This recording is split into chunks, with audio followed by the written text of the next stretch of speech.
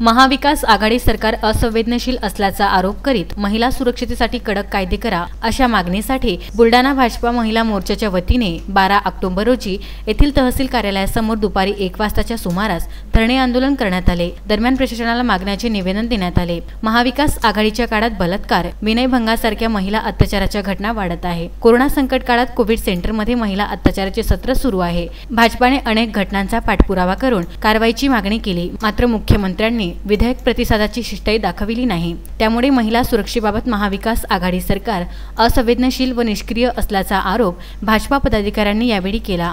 महिला सुरक्षतेसाठी कडक कायदे करा अशी मागणी यावेळी करण्यात आली। धरणे आंदोलनात विजयराज शिंदे, योगेंद्र गोडे, अलका पाठक, सरला बाहेकर, प्रभा कविमंडन, दीदा पाटील, प्राध्यापक प्रभाकर वारे, डॉक्टर राजेश्वर उंबरहडे, शालिनी बुंधे, ॲडव्होकेट मोहन पवार आदी अनेक पदाधिकारी व कार्यकर्ते उपस्थित होते। प्रशांत खंडारे, विदर्भ न्यूज, बुलढाणा।